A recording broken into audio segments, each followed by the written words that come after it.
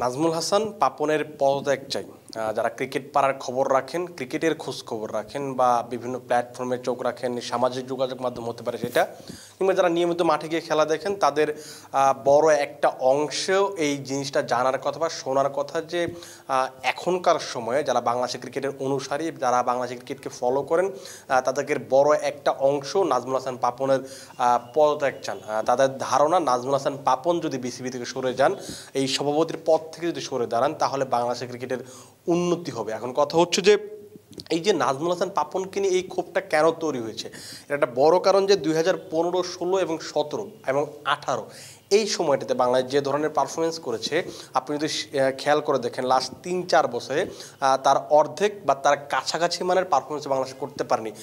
Last কয়েক বছরে বাংলাদেশের পারফরমেন্স দিনকে দিন পারফরমেন্সের গ্রাফটা আছে সেটা নিচের দিকে গেছে। এরপরই মানুষের এই ক্ষোভের তৈরি হয়েছে। বাংলাদেশ যখন ভালো করছে না, তখন দায়টা গিয়ে পড়ছে বিসিবি সভাপতি নাজমুল হাসান পাপন কিংবা তার যে পরিচালক আছে বা কোচিং স্টাফ যারা আছে তাদের উপরে গিয়ে বর্তাচ্ছে বা তাদেরকে দোষী বলা হচ্ছে। এরপর থেকে যে কয়েক বছর ধরে যে পারফরমেন্সটা ভালো হচ্ছে না, সেটার কারণেই নাজমুল হাসান পাপনের পদত্যাগ চেয়েছেন এই সময়কার যারা ক্রিকেট সমর্থক আছেন। যারা নাজমুল হাসান পাপনের আসলেই পদত্যাগ চান, তাদের জন্য একটা সুখবর আছে।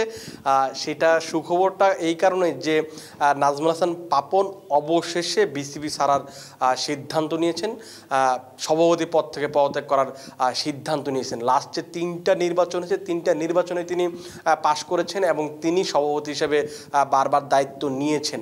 এই সময়টাতে তিনি লন্ডনে, খুব সম্ভবত তিনি লন্ডনে আছেন, এটা একেবারে নির্দিষ্ট করে বলা যাচ্ছে না, কিন্তু বিভিন্ন সূত্রের খবর যে তিনি তো দেশের বাইরে আসেন এটা তো নিশ্চিত। কারণ যখন রাজনীতির পালাবদল হয়, তখন ক্ষমতাসীন দলের যারা দায়িত্বে থাকেন বা ক্ষমতাসীন দলের পক্ষে যারা থাকেন, বাংলাদেশে এটা কালচার যে তারা ওই সময়টাতে দেশে থাকেন না, দেশের বাইরে যাওয়ার চেষ্টা করেন, বাইরে থাকার চেষ্টা করছেন। সেটা সূত্র ধরে বলা যাচ্ছে যে তিনি আপাতত দেশের বাইরে আছেন।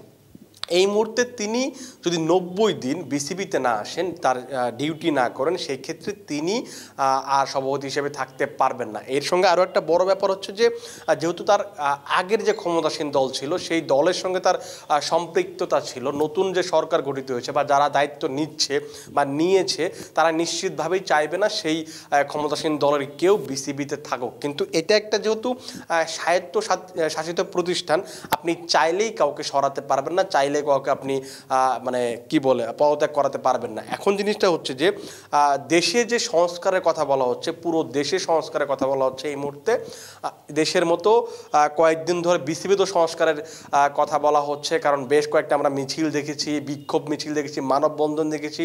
বেশ কয়েকদিনে যারা বিসিবিতে বেশ কয়েকজন ক্রিকেট সমর্থকরা এসেছেন, যারা কিনা এই যে এখন যে নির্বাচিত প্যানেল আছে, সেই প্যানেলটার তারা পদত্যাগ চান। কয়েকদিন আগে যে উপদেষ্টা হয়েছেন নতুন আসিফ মাহমুদ, তার সঙ্গে বেশ কয়েকজন পরিচালক দেখা করেছেন। তিনিও বলেছেন যে যেহেতু সভাপতি এখন অনুপস্থিত, আপনারা অন্তর্বর্তীকালীন কাউকে দায়িত্ব দিতে পারেন কিনা, এটা আইসিসির রুলস রেগুলেশন কি বলে, আইসিসি কিভাবে করতে বলে, সেইভাবে যদি করা যায় সেটা আপনারা করতে পারেন। এই যে যুব ক্রীড়া উপদেষ্টা এই কথাটা বললেন, তারপর 7 থেকে 8 জন পরিচালক যারা এখনও দেশে আছেন, হয়তো বিসিবিতে সেভাবে কার্যক্রম পরিচালনা করছেন না, কিন্তু দেশে আছেন, তারা একটা গতকাল বৈঠক ডেকেছিলেন। তারা সেখানে কি সিদ্ধান্ত নেওয়া যায়, কীভাবে বিসিবিকে পরিচালনা করা যায়, কীভাবে সামনে এগোনো যায়। কারণ যেহেতু দেশের সব কিছুই চালু হচ্ছে, আপনি ক্রিকেটটাকে পিছিয়ে রাখতে পারবেন না। এবং সেই সঙ্গে যেহেতু সামনে নারী টি-20 বিশ্বকাপ আছে, বিসিবির কার্যক্রম যদি বন্ধ থাকে, সেখানে আপনি বিশ্বকাপ আয়োজনে গিয়ে বড় বাধার মুখে পড়বেন।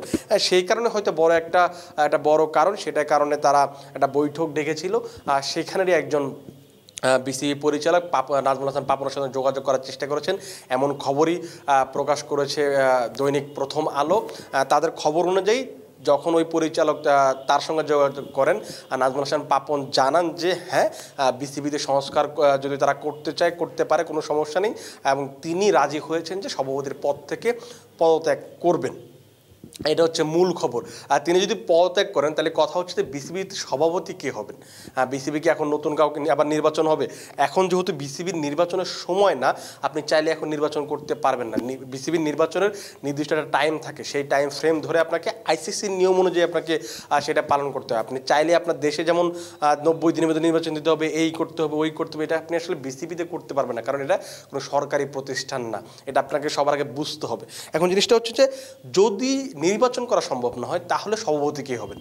বেশ কয়েকজনের নাম আছে, আমরা নামগুলো এখনই প্রকাশ করছি না, আমরা হয়তো আগামী 2-1 দিন যখন যাবে বা নাজমুল হাসান পাপন যখন পদত্যাগ করবেন তারপর আপনাদের জানানোর চেষ্টা করব যে কারা এই সভাপতি পদের জন্য আগ্রহী কিংবা দায়িত্ব পেতে পারেন। এই নামগুলো আপনাদের সামনে জানানোর চেষ্টা করবো। এখন যেটা হচ্ছে যে সভাপতি যেটা বলেছে কে হবে, সেটা হতে হবে এই যে এখন পরিচালক যারা আছেন তাদেরই মাঝে কেউ একজন হয়তো সভাপতির দায়িত্বটা নেবেন। এটা হচ্ছে খবর। আরেকটা জিনিস হচ্ছে যে শুধু নাজমুল হাসান পাপন না, এই যে বোর্ডের এখন যে 23 জন পরিচালক, সঙ্গে আরও 2 জন যুব মানে ক্রিকেট সংগঠক হিসেবে যারা দায়িত্ব, সেখানে মোট 25 জন দায়িত্বে আছেন, তাদের বেশিরভাগেরই মতবাদ এমন যে যদি সরকার চায় সেই ক্ষেত্রে তারা সবাই একসাথে পদত্যাগ করতে পারেন। এখন কথা হচ্ছে যে দেশের মানুষ তো চায় তারা পদত্যাগ করুক, কিন্তু এটা আদতে সম্ভব কিনা, বা আসলে এই যদি তারা যদি পদত্যাগ করে সেই ক্ষেত্রে কি সমস্যাটা তৈরি হতে পারে বা লাভটা কি হতে পারে।